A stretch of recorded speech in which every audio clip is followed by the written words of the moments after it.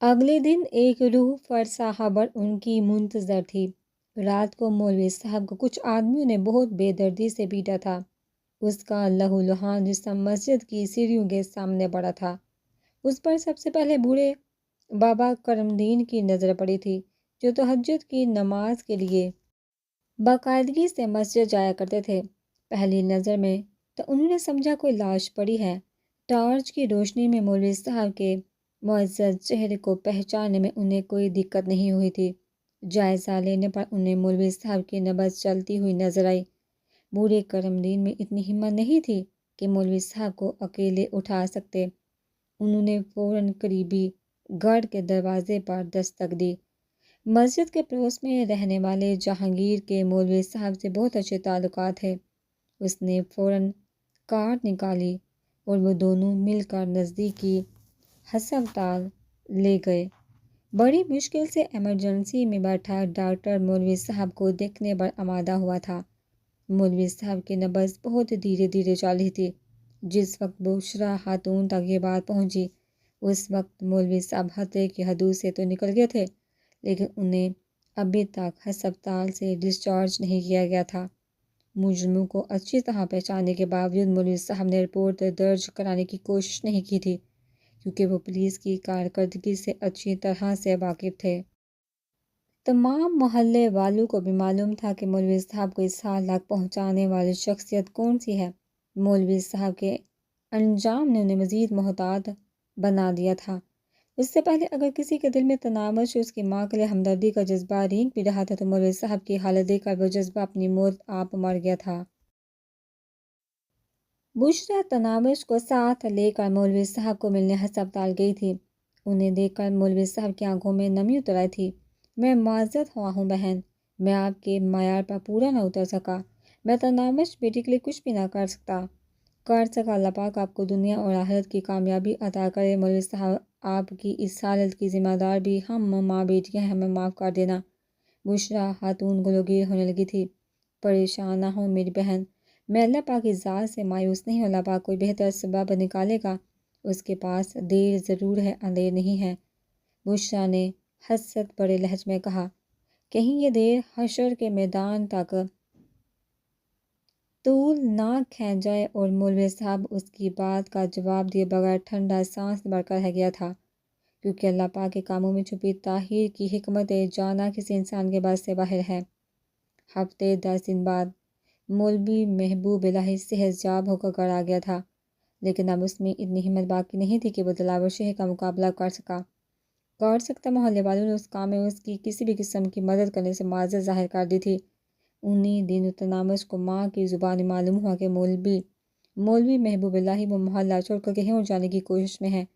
ان جیسے مخلص انسان کے محلے سے چلے جانے کے خیال نے تنامش کو اداس کر دیا تھا، مگر وہ کچھ بھی تو نہیں کر سکتی تھی۔ مولوی صاحب اپنے مکان کے لیے کوئی مناسب خریدار ڈھونڈ رہے تھے۔ اس کے بعد انہوں نے چلے جانا تھا۔ مولوی صاحب جیسے مخلص اور نیک شخص کو صرف اس وجہ سے محلہ چھوڑنا پڑ رہا تھا کہ وہ ان ماں بیٹی کی مدد نہ کر پائے تھے، اور آنے والے دنوں میں دلاور شہ کی مزید حباستوں سے آنکھیں چرانے کے لیے وہ اپنا آبائی گھر چھوڑنے پر تیار ہو گئے تھے۔ محلے کے کافی بزرگوں نے دبے لفظوں میں مولوی صاحب کو اس اقدام سے باز رکھنے کی کوشش کی تھی، لیکن جو لوگ ایک گنڈے کے خلاف مولوی صاحب کے ساتھ کندھے سے کندھا ملا کر کھڑے نہیں ہوئے تھے، وہ اپنی بات منوانے کے مجاز نہیں تھے۔ ماں کے منہ سے مولوی صاحب کے جانے کی خبر سن کر وہ ساری رات سو نہیں پائی تھی۔ اگلے دن وہ اپنے کالج کے گیٹ کے سامنے سے گزرتی ہوئی آگے بڑھ گئی تھی۔ اس کے دماغ میں عجیب طرح کی حسرت ہلکورے لے رہی تھی۔ کالج جانے یا پڑھائی کرنے پر اس کا دل بالکل بھی مائل نہیں ہو رہا تھا۔ اپنی زندگی میں نہ تو اسے سکون کی کوئی رمق نظر آ رہی تھی، نہ خوشی کی کوئی جھلک۔ وہ زندگی کے جس دور سے گزری تھی، اس عمر میں ایک لڑکی کے دل میں چاہنے اور چاہے جانے کا گہرا احساس پیدا ہوتا ہے۔ ایک جانا انجانا محبوب ہر وقت اس کی سوچ میں بسا اسے سہانے سپنوں میں کھویا رکھتا ہے۔ اس کی تو شکل و صورت بھی ایسی تھی کہ کئی چاہنے والے اس کے لیے دل کے دروازے وا رکھتے اتنے کہ اسے چناؤ مشکل ہو جاتا، مگر کسی کی ایسی جسارت سے پہلے ہی ایک غلیظ کمینے اور گھٹیا شخص نے اس پر اپنا ظالمانہ تصرف جما لیا تھا۔ وہ آزاد ہوتے ہوئے بھی اس کی قید میں تھی، اس سے جان چھڑوانے کی ساری کوششیں بیکار گئی تھی۔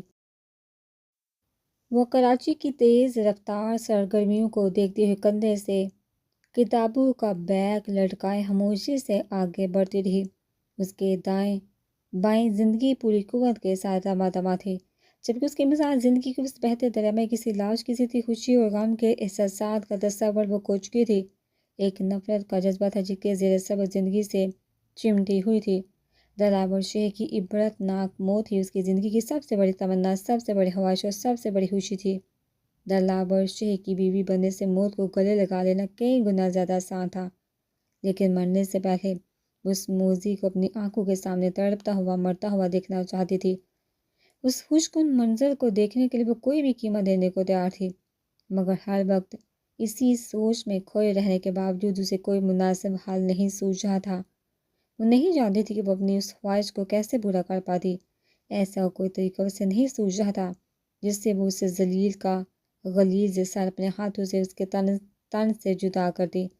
وہ اپنے کالج سے کافی آگے آ چکی تھی۔ کپڑوں کے ایک بازار میں گھس کر وہ مختلف دکانوں کے آگے لٹکے خوبصورت لباس دیکھنے لگی۔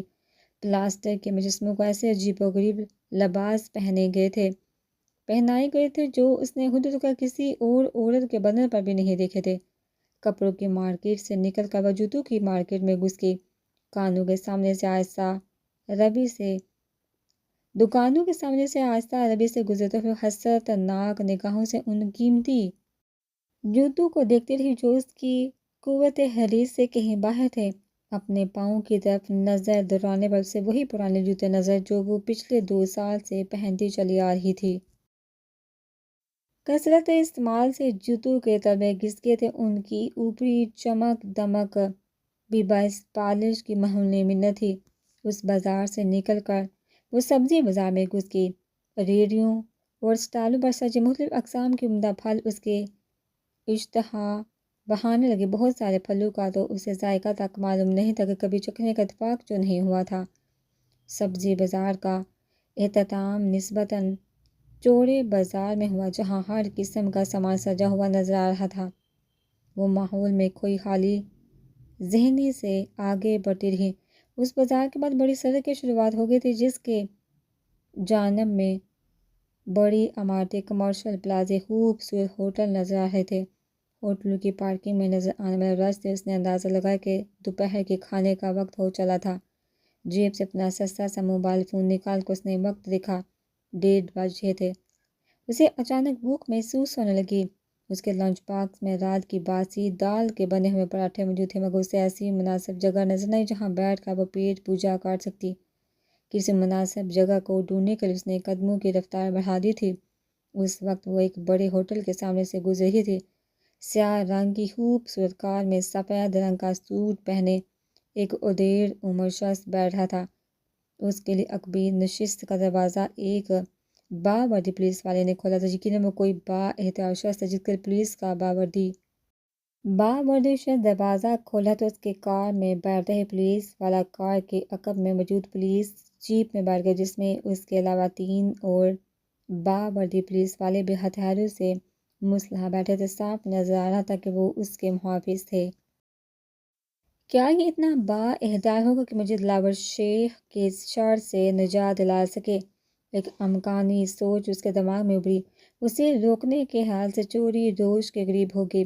نہ جانے میرے اشارے پر رکے گا بھی کہ نہیں، یہ سوچ ذہن میں رکھتے ہوئے اس نے اپنا ہاتھ اٹھانا چاہا، مگر اس سے پہلے اس کے کانوں میں بریکوں کی تیز چرچراہٹ گونجی۔ اس نے بے ساختہ اس جانب نگاہیں گھمائی۔ ایک کالے رنگ کی مرسڈیز نے چوری روش کے سامنے رک آنے والی گاڑی کا راستہ روک دیا تھا۔ مرسڈیز کے پیچھے 2 کھلی چھت والی جیپیں بھی موجود تھیں۔ دونوں جیپوں میں 4 افراد سوار تھے۔ مرسڈیز رکتے ہی جیپ سے ایک مسلح شخص پھرتی سے اترا اور مرسڈیز کا عقبی دروازہ کھول دیا۔ اب نہ جانے اس میں کون سوار ہے اور کیا یہ سفید لباس والے سے بھی زیادہ بااختیار ہوگا؟ اس کی محدود سوچیں انہی دونوں گاڑیوں میں سوار شخصیتوں کی طاقت کا اندازہ لگانے لگی۔ مرسڈیز کے کھلے دروازے سے کالی پتلون میں ملبوس ایک ٹانگ نمودار ہوئی۔ جس پاؤں میں چمکتا ہوا سیاہی رنگ کا عمدہ بوٹ چمک رہا تھا، اور پھر بڑے انداز سے وہ مکمل ہی کار سے باہر آ گیا۔ وہ دراز قد اور کثرتی جسم کا مالک تھا، چوڑی چھاتی، اندر کی طرف غصہ پیٹ، اسے کوئی منجا ہوا ریسلر ظاہر کر رہا تھا۔ کار سے باہر آتے ہی اس نے کوٹ کے سامنے والے 2 بٹن بند کیے، آنکھوں پر لگایا چشمہ اتار کر جیب میں ڈالے، دونوں ہاتھ پتلون کی جیب میں ڈال کر کھڑا ہو گیا۔ اس کی موٹی بری آنکھوں میں عجیب قسم کی بے رحمی تھی۔ چوڑی پیشانی، گالوں کی ابری ہوئی ہڈیاں، اٹھی ہوئی باریک ناک، پتلے پتلے ہونٹ، ان پر موجود نفاست سے ترشی ہوئی مونچھیں اور 3-4 دن کی بڑی ہوئی شیپ جیسی داڑھی۔ مردانہ وجاہت کا شکار ہونے کے باوجود مجموعی طور پر اس کے چہرے پر کوئی ایسی بات تھی کہ تناوش کی ٹانگیں لرزنے لگی تھی۔ اس نے ایک سرسری نگاہ تناوش پر ڈالی اور پھر کار کا دروازہ کھولنے والے کی طرف نظور سے دیکھنے لگا۔ اس نے جلدی سے اپنی جیب سے سگریٹ کی ڈبی نکال کر اس کے سامنے پکڑ لی۔ ایک سگریٹ نکال کر اس نے اپنے باریک ہونٹوں میں پکڑی۔ سگریٹ پیش کرنے والے نے لائٹر جلا کر سگریٹ سلگائی اور پیچھے ہو گیا۔ وہ سگریٹ کا لمبا کش بڑھ کر بے تاثر چہرہ لیے ہوٹل سے نکلنے والی کار کی طرف بڑھا۔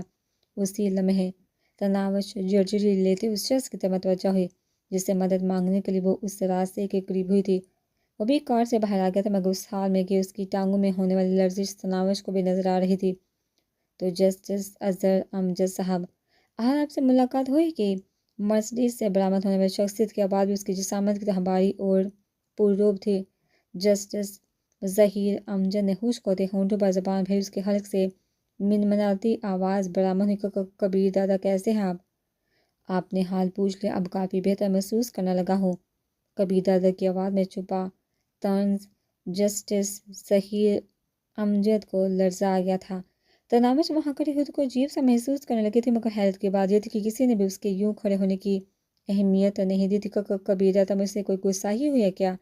جسٹس ظہیر امجد نے ہکلاتے ہوئے پوچھا۔ سنا ہے آپ ہمارے ایک خدمتگار کو پھانسی کی سزا سنانے والے ہیں، اسی وجہ سے اس کے کیس کا فیصلہ مسلسل التوا کا شکار ہو رہا ہے۔ نہیں، ایسی تو کوئی بات نہیں، میں تو بس اس کی بے گناہی کے لیے کسی مناسب ثبوت کا منتظر ہوں، اسی وجہ سے فیصلے میں تھوڑی تاخیر ہو گئی ہے۔ کبیر دادا نے استہزائی انداز میں ہنستے ہوئے اپنا پاؤں اس کی کار کے بون پر رکھا۔ وہ کبیر دادا کا آدمی ہے، اس کی بے گناہی کا اس سے بڑا ثبوت اور کیا ہو سکتا ہے؟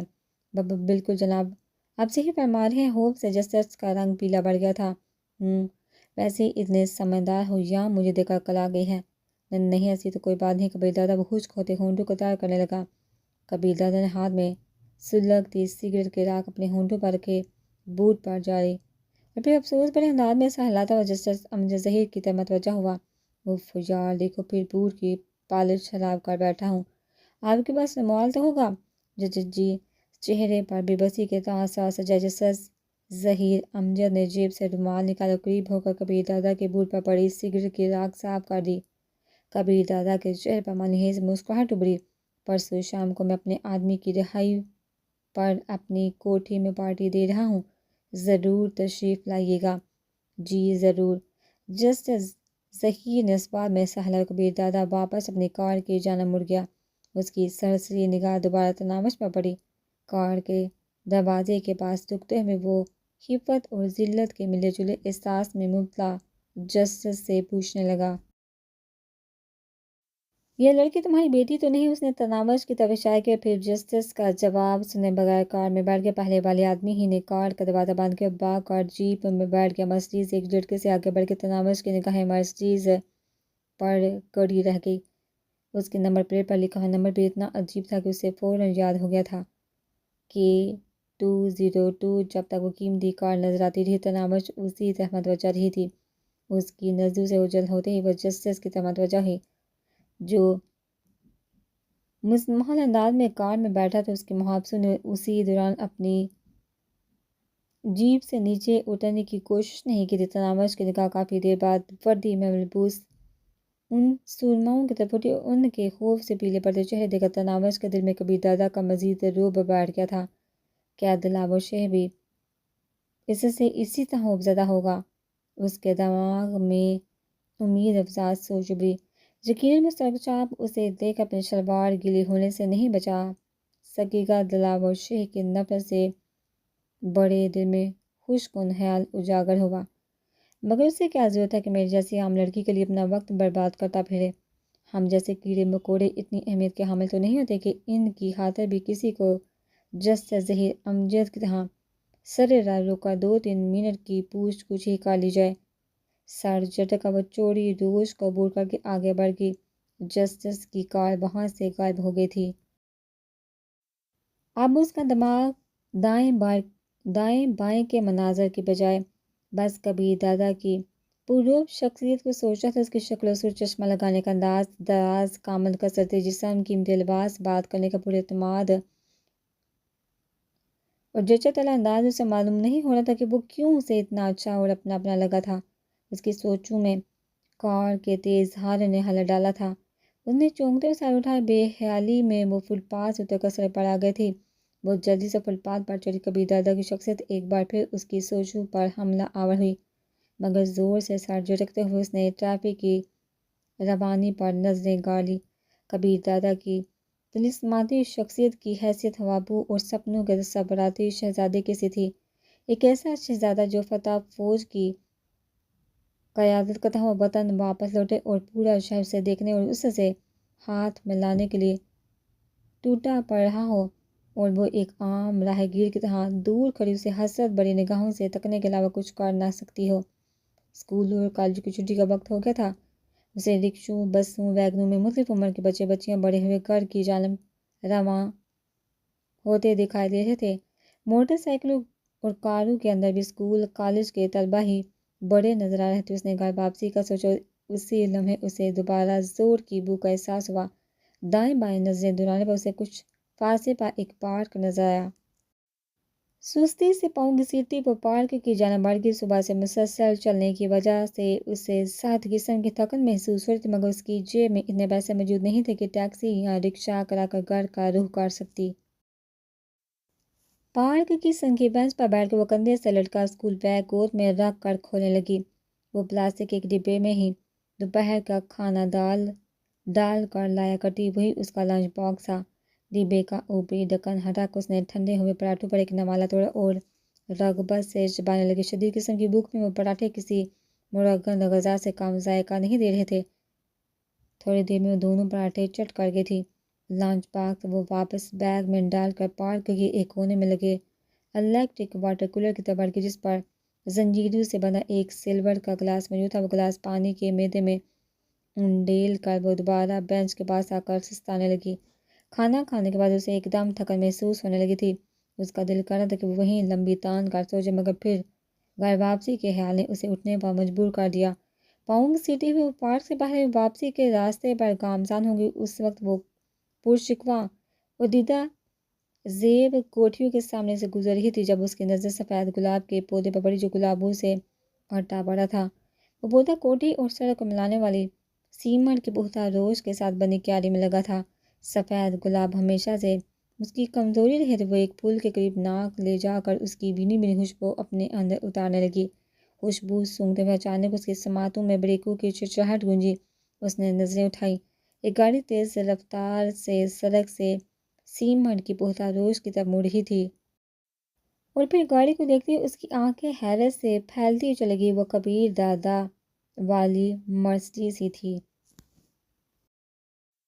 اس کے عقب میں 2 جیپیں موجود تھیں۔ مزید تصدیق کے لیے اس کی آنکھوں نے گیٹ کے سامنے ایک لمحے کے لیے رکنے والے مرسڈیز کی نمبر پلیٹ پڑھتے ہوئے بت بنی کار اور جیپوں کو گیٹ کے اندر داخل ہوتی دیکھتی۔ سفید گلاب کی خوشبو سونگھنا اسے بھول گیا تھا۔ گاڑیوں کے اندر جاتے ہی گیٹ بند ہو گیا تھا، مگر وہ اسی طرح ٹکٹکی باندھے گیٹ کو دیکھتی رہی، اور پھر اس کے اندر ایک خاص جذبے نے سر ابھارا اور وہ گیٹ کی طرف چل پڑی۔ وہ گیٹ سے 10-12 قدم دور ہی تھی کہ سلیٹی رنگ کی وردی میں ملبوس ایک چوکیدار گیٹ کی ذیلی کھڑکی کھول کر برآمد ہوا۔ لڑکی گیٹ کے نزدیک آنا منع ہے، اس نے دور ہی سے اسے تنبیہ کیا۔ وہ اعتماد بھرے لہجے میں بولی، ہاں مگر اندر جانا تو منع نہیں نا؟ باغ جو اس مرتبہ چوکیدار نے اسے غصے بڑے لہجے میں ڈانٹا تھا۔ میں کبیر دادا کی دوست ہوں، یقیناً مجھے بگانا تمہارے لیے سود مند نہیں رہے گا۔ اس کا پراعتماد انداز برقرار رہا۔ یہ موقع کھونا نہیں چاہتی تھی وہ۔ اس کے منہ سے کبیر دادا کا نام سن کر چوکیدار چونک گیا تھا۔ اس کے ساتھ ہی اس کے چہرے پر شکوک بڑائی پرچھائیاں لہرانے لگی تھی۔ تم ہوش میں تو ہو؟ ایک لمحے کی خاموشی کے بعد اس کے ہونٹوں سے سرسراتی ہوئی آواز برآمد ہوئی۔ وہ مسکرائی۔ نشہ تو میں نہیں کرتی لڑکی۔ یہ ایڈونچر تمہیں کسی مصیبت میں نہ ڈال دے۔ چوکیدار آخری دم تک اسے نصیحت کرنے سے باز نہیں آیا تھا۔ میں نہ نشے میں ہوں، نہ مذاق کر رہی ہوں، اور نہ مجھے کسی ایڈونچر کا شوق چڑھا ہے۔ تم کبیر دادا کو اطلاع دو کہ اس کی دوست تناوش رفیق اسے ملنے آئی ہے۔ اس کے با اعتماد انداز پر چوکیدار اسے گھورتا رہ گیا۔ اسے خاموش دیکھ کر وہ دوبارہ بولی، دیکھو اگر میں جھوٹ بول رہی ہوں تو جو کچھ ہوگا مجھے ہی بھگتنا پڑے گا، اگر میں سچی ہوں تو یقیناً میرے واپس جانے کی خبر کبیر دادا کو برداشت نہیں ہوگی۔ اس کی دوست کو گیٹ سے واپس بھیج دینے والے چوکیدار کے ساتھ وہ کیا سلوک کرے گا، اس کا اندازہ لگانا شاید تمہارے لیے مشکل نہ ہو۔ اس مرتبہ اس کی دھمکی کام کر گئی تھی۔ چوکیدار واپس گیٹ کے اندر گیا اور انٹرکام اٹھا کر کسی سے پوچھنے لگا، اندر آ جائیے۔ 2 منٹ بعد اس نے تناوش کو اندر آنے کا کہا۔ وزیری کھڑکی سے اندر داخل ہوئی۔ چوکیدار نے اس کے بیگ کی تلاشی لی۔ میٹل ڈٹیکٹر اس کے جسم کے گرد گھما کر اس کے پاس کسی ہتھیار وغیرہ کی غیر موجودگی کو یقینی بنائے اسے اندر جانے کی اجازت دے دی گئی۔ وہ محل نما کوٹھی تھی۔ گیٹ سے اندرونی عمارت تک سیمنٹ کا پختہ رستہ بنا ہوا تھا جو اندرونی عمارت کے قریب جا کر بائیں جانب مڑ کر گیراج تک پہنچا تھا۔ پختہ راستے کے دونوں جانب خوشنما پھولوں کی کیاریاں لگی ہوئی تھیں۔ کیاریوں سے اسٹیلین گھاس کے خوشنما قطعے تھے۔ کوٹھی کے بیرونی دیوار کے ساتھ سرو، ایئر کیریا اور بوتل پام کے درخت لگے تھے۔ گھاس کے وسیع قطعے کے بیچوں بیچ شیر ببر کا ایک مجسمہ نصب تھا۔ اس کے چاروں جانب دائرے میں فوارے نصب تھے جن کا پانی شیر کے اوپر پانی کا ایک جال سا بنا رہا تھا۔ ایک سرسری نظر سے کوٹھی کا جائزہ لے کر وہ دھڑکتے دل کے ساتھ آگے بڑھ گئی۔ اندرونی عمارت کے قریب پہنچتے ہی 3 پیس سوٹ میں ملبوس ایک جوان سا آدمی باہر نکلا اور اس سے کوئی سوال پوچھے بغیر اسے اپنے پیچھے آنے کا اشارہ کرتا ہوا اندر داخل ہو گیا۔ ڈرائنگ روم میں دوبیز قالین بچھا تھا۔ دیواروں پر جنگل کے بادشاہ کے شکار کرنے کی مختلف تصاویریں لگی تھیں۔ کسی جگہ پر شیر ہرن کو منہ میں دبایا ہوا تھا، کہیں بیل کے اوپر سوار تھا، کہیں بارسنگی کو جکڑا ہوا تھا اور کہیں ہاتھی اور زرافے جیسے عظیم جانور پر چبڑ رہا تھا۔ صاف نظر آ رہا تھا کہ شیر ببر گھر کے مالک کا پسندیدہ درندہ تھا۔ جی مس، آپ نے کس حصے میں کبیر دادا سے ملنا ہے؟ اس سے بیٹھنے کا اشارہ کرتے ہوئے اس نے بظاہر مؤدبانہ انداز میں پوچھا، مگر تناوش کو اس کے لہجے میں استہزاء یا کنسر نمایاں نظر آ رہا تھا۔ وہ تھوک نکلے ہوئے بولی، میں کبیر دادا کی دوست ہوں، بہتر ہوگا کہ آپ اصل بات سے پردہ اٹھائیں، شاید تمہیں جسٹس ظہیر امجد نے بھیجا ہے۔ نہیں، میں خود آئی ہوں۔ وہ ہکلا گئی تھی۔ اسے سمجھاتے ہوئے بولا، دیکھو یہ کبیر دادا کے آرام کا وقت ہے اور اس وقت وہ کسی سے ملنا گوارا نہیں کرتا۔ جھوٹ بول کر آپ اپنے لیے تو شادی بنائیں گی، مجھے بھی جاڑ پلوا دیں گی۔ دیکھیے آپ کبیر دادا کو بتا دیں کہ اس کی دوست تناوش رفیق اسے ملنے آئی ہے، نہیں تو میں واپس چلی جاتی ہوں، پھر خود ہی انہیں جواب دیتے رہنا۔ اس مرتبہ وہ اپنے لہجے میں اعتماد پیدا کرنے میں کامیاب نہیں تھی۔ یوں بھی کبیر دادا کے اتنے قریب آ کر اس سے ملے بغیر لوٹ جانا بزدلی ہوتی۔ دلاور شیر کو انجام تک پہنچانے کا یہ آخری موقع تھا۔ گو اسے اچھی طرح اندازہ تھا کہ کبیر دادا جیسا سوٹ بوٹ گنڈا کسی لڑکی کے لیے کتنا خطرناک ہو سکتا تھا، لیکن دلاور شیر کی نفرت اور دشمنی نے اس کے دل و دماغ سے ہر خوف اور ڈر نکال دیا تھا۔ دیکھو لڑکی، تم بہت بڑا دعویٰ کر رہی ہو۔ جہاں تک میرے علم ہے کبیر دادا لڑکیوں سے 1 لاکھ سے زیادہ کا تعلق رکھنا پسند نہیں کرتا۔ اسے تناوش کی بات پر یقین کرنا مشکل ہو رہا تھا، اور جو کچھ اس نے کہا وہ سن کر تناوش کا چہرہ بھی حیا سے لال ہو گیا تھا، مگر وہ پیچھے ہٹنے کو تیار نہیں تھی۔ ٹھیک ہے، میں چاہ رہی ہوں آپ جانیں اور آپ کا دادا۔ انہوں نے آخری چال چلی اور باہر کی طرف قدم بڑھا دیے۔ 1 منٹ میں اسے رکنے کا کہہ کر وہ بادل نحاستہ لکڑی کے منقش دروازے کی طرف بڑھا اور جھجکتے ہوئے دروازے کے اوپر لگا ہوا ایک بٹن دبا دیا۔ تناوش کو اس کے چہرے پر پسینے کے قطرے چمکتے ہوئے نظر آ رہے تھے۔ یقیناً کبیر دادا کا روب ہی تھا کہ اس کے خاص بندے کی بھی ڈر کے مارے یہ حالت ہو رہی تھی۔ لمحہ بھر بعد ہی دروازہ ایک جھٹکے سے کھلا۔ وہ قمیض اتار چکا تھا اور بے بازو کی سفید بنیان پتلون اور ہوائی چپلوں میں دروازے پر نمودار ہو۔ اس کے چہرے پر حیرانی کے اثرات تھے۔ خدمت گار نے خشک ہونٹ پر زبان بہتے ہوئے کہا، باس آپ کی دوست ملنے پر اصرار کر رہی تھی۔ میری دوست؟ اس کے لہجے میں شامل حیرانی تناوش کے لیے غیر متوقع نہیں تھی۔ اس کے ساتھ اسے صوفے پر بیٹھی تناوش کی طرف دیکھا جو اسے دیکھتے ہی کھڑی ہو گئی تھی۔ ججی، یہ لڑکی کہہ رہی تھی کہ اس نے ہکلاتے ہوئے بات پوری کرنا چاہی، مگر اس سے پہلے کبیر دادا کا ہاتھ گوما اور کوہلوں کے بل نیچے جا گرا تھا۔ مزید کچھ کہے وہ دروازہ بند کرنے ہی لگا تھا کہ تناوش ہمت کرتے ہوئے آواز بلند بولی، کبیر دادا، مجھ سے بات کے بغیر آپ نہیں جا سکتے۔ اس کی بات کبیر دادا کو جھٹکا سا لگا تھا۔ دروازہ بند کرنے کا ارادہ تبدیل کرتے ہوئے وہ اس کی طرف متوجہ ہوا۔ اس مدبس کی آنکھوں میں دلچسپی کا اثر نمایاں تھا۔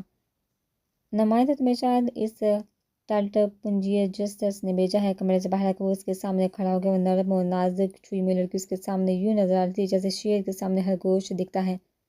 میں ذاتی کام سے آئی ہوں۔ ہمت جمع کرتے ہوئے اس نے کبیر دادا کی آنکھوں میں جھانکا۔ اس کے لیے اسے اپنا سر کافی اوپر اٹھانا پڑا۔ شہر بھر تمہیں میں ہی سوشل ورک نظر آیا ہوں، طنزیہ لہجے میں کہہ کر وہ پیچھے مڑا۔ بات سن لینے میں حرج کیا ہے؟ شاید آپ کو بھی کوئی فائدہ نظر آ جائے۔ گہرا سانس لیتے ہوئے دوبارہ اس کی طرف متوجہ ہوا۔ تمہارے پاس 2 منٹ ہے، جس میں سے 5 سیکنڈ گزر چکے ہیں۔ انہوں نے کلائی پر بندھی سنہرے ڈال کی قیمتی گھڑی آنکھوں کے سامنے پکڑ لی تھی۔ مجھے ایک آدمی کو قتل کرنا ہے، اس کے لیے آپ کی مدد چاہیے، بدلے میں آپ کو جو بھی درکار ہوگا میں دوں گی۔ نہ چاہتے ہوئے بھی اس کے منہ سے کہکہا برآمد ہوا جو بالکل اوپر لگ رہا تھا۔ یقیناً اس کے ہونٹ ہنسنے کے لیے نہیں بنے تھے۔ لڑکی، مجھے بالکل اندازہ نہیں ہو رہا کہ تم کیا چاہتی ہو۔ ایک بات تو یقینی ہے کہ تم کبیر دادا سے ذرا سی بھی واقفیت نہیں رکھتی ہو۔ آپ مجھے تھوڑا وقت دیں گے تو میں اپنے بارے میں کچھ بتاؤں گی۔ 2 منٹ میں کیا وضاحت کر سکتی ہوں؟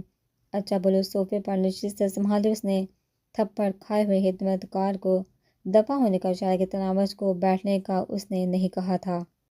وہ اس کی اجازت کے بغیر اس کے سامنے نشست سنبھالتے ہوئے کہنے لگی، میں ایک بے سہارا یتیم لڑکی ہوں۔ ہمارے محلے کا گنڈا دلاور شاہ مجھے آئے روز تنگ کرتا ہے۔ نہ تو اس ظالم کے خلاف پولیس کوئی کارروائی کرتی ہے، نہ کوئی محلے دار ہماری مدد کرتا ہے۔ اس نے میرے بڑے بھائی کو بھی بے دردی سے قتل کر دیا۔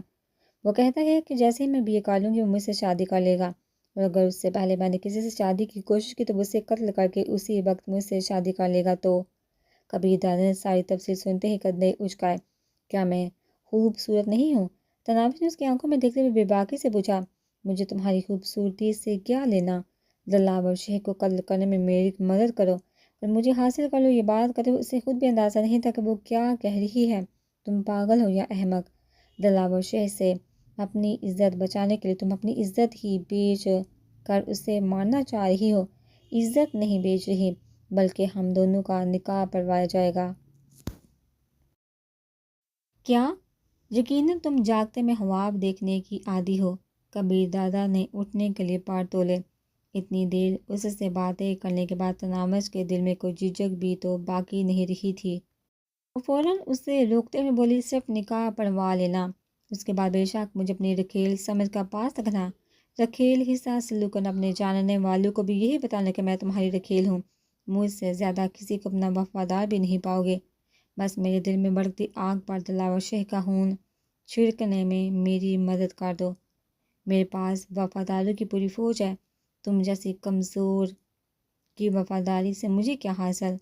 کبیر دادا نے بظاہر منہ بنایا، مگر نہ جانے کیوں تناوش کو اس کا بیزاری ظاہر کرنا مصنوعی لگ رہا تھا۔